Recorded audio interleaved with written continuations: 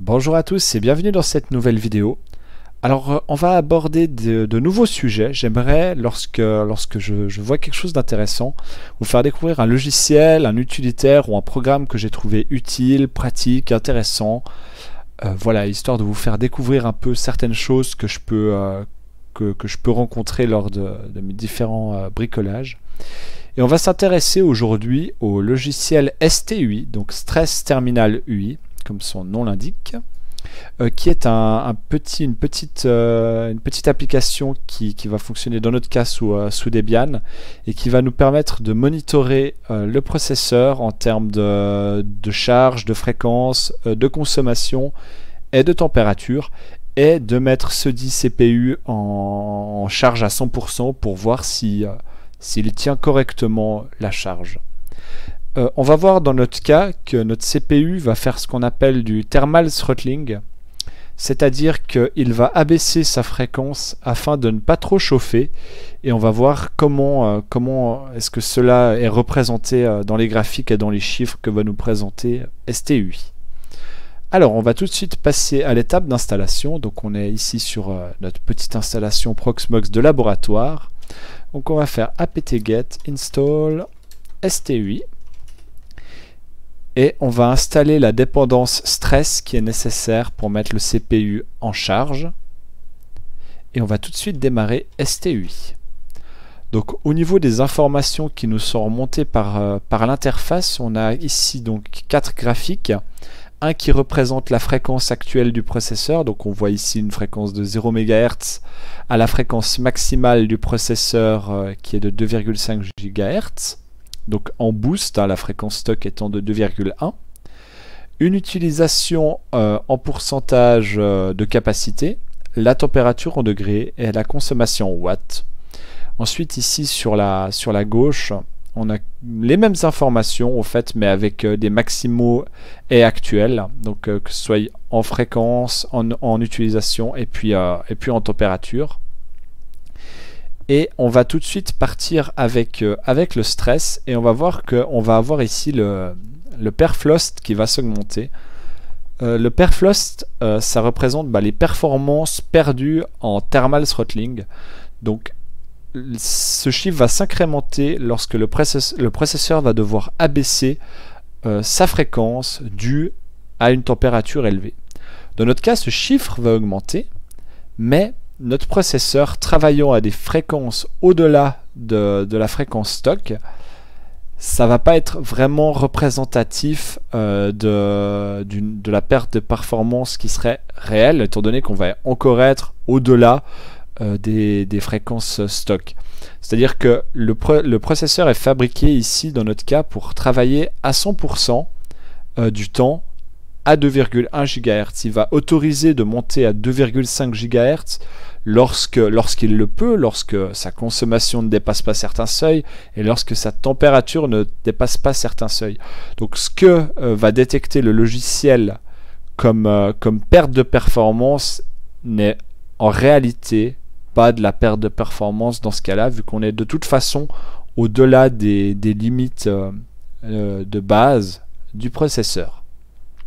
Donc on va mettre ça en charge directement. Donc on va placer le petit curseur sur stress ici et on appuie sur espace.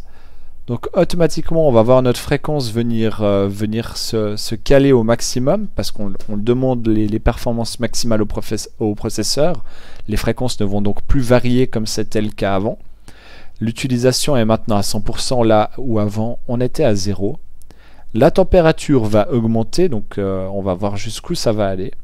Et la puissance en watts, elle est à son maximal maintenant. Donc on est à ce qui est indiqué par le fabricant. Sauf erreur, c'est un CPU qui est annoncé à 45 watts. Donc on est à 48 au maximum, 45 ici. Donc on est tout à fait juste. Donc on voit ici que la fréquence du processeur, elle est actuellement de 2,4 GHz et elle descend. La perte de performance ici indiquée est de 4%, elle va augmenter. Au fur et à mesure que la température du processeur va augmenter, il va abaisser sa fréquence pour pouvoir tenir au maximum du temps des fréquences les plus élevées possibles. Mais cette perte de performance là, elle est un petit peu elle est surinterprétée par le logiciel, car au fait, ce que le fabricant annonce, c'est qu'il peut tenir 2,1 GHz. Le reste étant un petit bonus qui nous est offert, au fait, pour, dans le cas où il y a des pics de besoin, cela permet de traiter plus rapidement les demandes, mais ces fréquences-là ne sont pas faites pour être tenues à 100% du temps et à 100% de la charge. Donc ici, on voit maintenant, on passe dans le rouge. Ça, c'est simplement STUI qui l'indique. Ça se base pas sur une valeur fabricant en particulier. À savoir que les processeurs peuvent généralement, je dis généralement, ça dépend vraiment de tous les processeurs, les architectures. Certaines architectures sont connues pour être plus chaudes que d'autres. Mais dans l'ordre d'idée, une température de 90 degrés peut être atteinte par un processeur sans danger pour celui-là. À savoir que maintenant les processeurs disposent de beaucoup de protection, et que dans le cas où il chauffe trop, vous allez juste avoir des performances toutes moisies, mais vous n'allez pas le faire fondre, il ne va pas fusionner avec son socket ou je ne sais quoi.